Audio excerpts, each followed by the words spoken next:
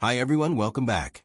Thanks for joining us today. We've got a brand new story to share with you. So let's begin. My name is Tyler. I've never cared much about putting my life on display. So when I met Shannon, it felt like stepping into another world. It started pretty casually. I had met her at a mutual friend's event, not knowing much about who she really was online. From there, we got talking. At the time, I had no idea she had a massive following. I didn't know she was what people now call a mini celebrity on TikTok. She had thousands of followers, went live often, and had fans who looked up to her like she was a star. But honestly, that didn't mean anything to me.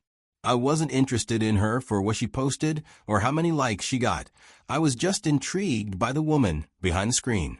Early on, Shannon made it clear she enjoyed the spotlight. She'd go live all the time, walking through her day, doing makeup, sharing opinions with people, commenting in real time. I remember watching one of those lives and feeling like I was in a fishbowl. That lifestyle was everything I avoided. But she told me something back then that made me pause. She said, what people see online and who I really am aren't the same thing. She was convincing that I believed her. We began dating a few months after we met. And in the beginning, Shannon was all in. She was affectionate. I remember her saying, "You're different, Tyler. Most of the guys who talk to me want attention or want to ride off my following. But you didn't even know how many people follow me." And at the time, it did feel good to hear. But even early on, I noticed something in her that stuck with me. She had this way of reading people financially and socially. She would size up a room in minutes. She could tell who had money, who had influence, who had clout. I called her out on it once, saying, "Why you always talk about people's status?" She brushed it off and said, "That's just how the internet makes you think. But I'd never do that with you." And I somehow believed her too. At that moment, I thought I'd found someone special and exciting. But the truth has a way of showing itself slowly. After about a year of being together, something in her started to shift. The affection wasn't the same. She became more distant, less present, even when we were in the same room. At first, I thought maybe she was just overwhelmed. Shannon was constantly juggling brand deals, content creation, DMs, and appearances. It made sense that she might be tired. But then I noticed she was still making time for everything else except me. One of the things that had always made me a bit uncomfortable was her constant live streaming when she came around. It was her thing, and I respected that, but I had boundaries. I never wanted to appear on camera. I value my privacy, and I didn't want to be part of the performance. I told her that from day one, and she said she understood. But over time, she started to resent it. She'd call me boring. "Everyone else's boyfriend joins in. Why can't you just lighten up?" She'd say. I didn't want to fight, so I let the comments slide. Eventually, it felt like our relationship became a background prop in the life she wanted people to see online. When we did spend time together, she acted like she was doing me a favor, like her presence was something I should be grateful for. When I tried to bring it up, tell her I felt us drifting apart, it would turn into an argument. She'd get defensive, say I was too sensitive, accuse me of trying to bring her down. So I'd retreat. But that space kept growing. It got worse. She started making little comparisons that stuck in the back of my mind. Comments like, if I really wanted to, I could pull a guy like that without even trying. At first, I thought they were harmless jokes. I told myself not to be insecure. But deep down, they didn't feel like jokes. They felt like warnings I chose to ignore. Despite all of this, I still believed in what we had. Or what we could have if we just worked a little harder at it. I wanted to build a future together. So I proposed. I got her a beautiful ring. I picked it myself. I thought the moment would matter more than the price tag. And for a second, it seemed like it did. She said yes. But not long after, I noticed she stopped wearing the ring. When I asked her why, she admitted it wasn't the kind of ring she envisioned. She wanted something bigger, more on brand for someone with her status. Still, she didn't say she didn't want to marry me, just that the ring wasn't her style. I could have been angry. I could have taken offense. But I let it go. I told myself the commitment mattered more than the jewelry. I pushed my hurt aside and focused on the wedding plans, thinking maybe everything would fall into place once we got through this stressful season. But in hindsight, that was just me clinging to a version of her. Planning the wedding with Shannon started off the moment I told her it would be a destination wedding. Her eyes lit up. You'd think I had just handed her a golden ticket to the life she always wanted. She was over the moon, fantasizing about it for days on end. Every conversation we had seemed to circle back to the palm trees, the outfits, the drone shots, the Instagram-worthy sunsets. And at first, I chalked it up to excitement. I figured maybe this was just how some people express joy. But looking back, it wasn't really about us. It was about what people would see. As the wedding date crept closer, her excitement didn't deepen. It just widened. She wasn't talking about what kind of vows we'd write or how we'd grow together after the big day. Instead, it became all about who would be watching, how many likes a photo of her walking down the aisle would get, or what kind of comments she could expect from her followers. She'd go on and on about what her friends said when she showed them the venue or talked about the dress.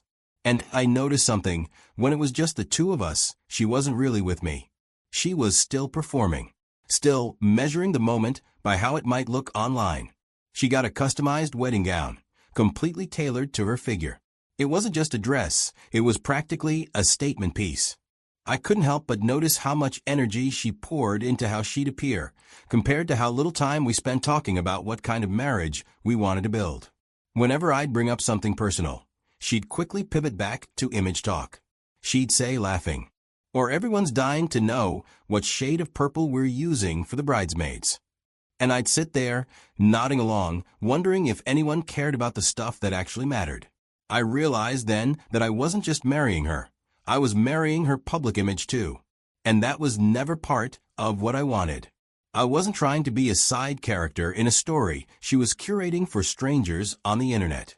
I just wanted something real. A moment between two people who love each other.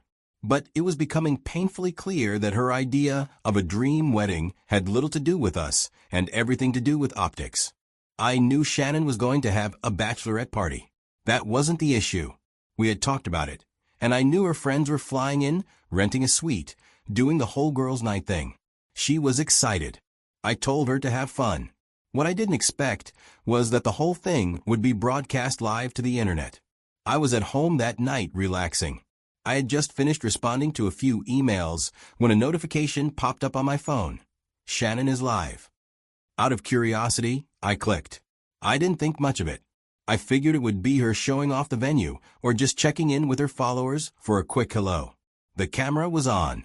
The music was loud. Shannon and all her friends were in matching purple robes, clearly having a good time. They were drinking champagne, dancing, taking selfies, and reading out messages from her followers.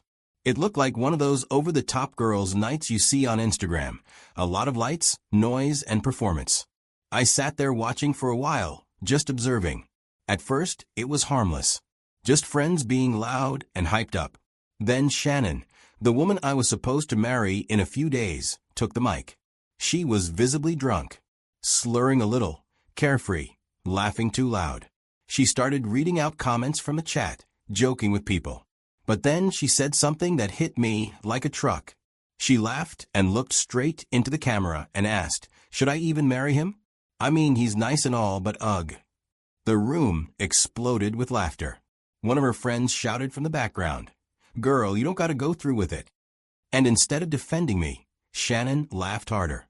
And that was the moment everything shifted for me. Because it wasn't just what she said. It was how comfortable she was saying it. On camera. In front of everyone. And as crazy as it sounds, all those little things I had ignored over the past year came flooding back in one massive wave. The moments when she made subtle digs about me not being exciting enough for her social media. The times she'd hint that other guys were interested in her and she could easily get someone else. The way she'd pull away whenever I tried to have a serious talk, then twist it like I was the problem. And now, watching her mock me publicly for a cheap laugh, it was like someone finally turned on the light in a room I had been sitting in the dark in for too long. I wasn't just embarrassed. I felt humiliated, disrespected, and most of all, deeply betrayed. This was her letting the world in and dragging me out as the punchline.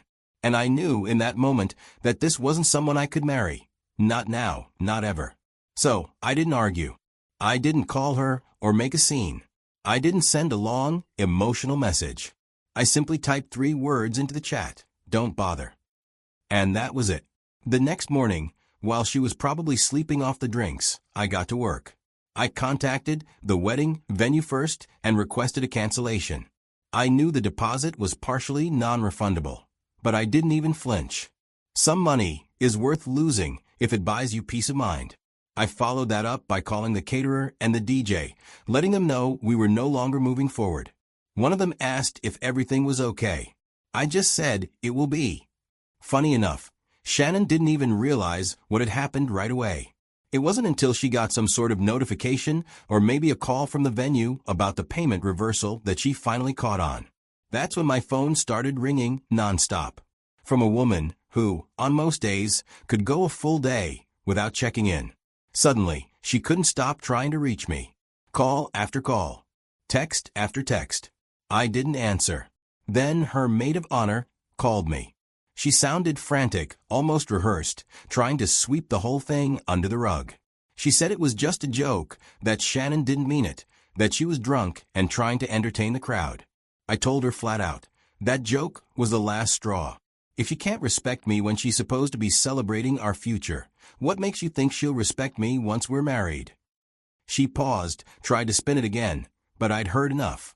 I wasn't in the mood to be talked down from a decision that had taken months of disrespect to arrive at. Soon after, Shannon finally texted me directly. She didn't start with an apology, not even close. She opened with, "Why are you being dramatic?" Then followed up with, "It was just for laughs. You're really going to ruin everything over that?" I didn't respond. She kept texting.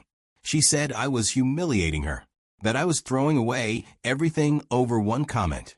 But the truth is, this wasn't about one comment.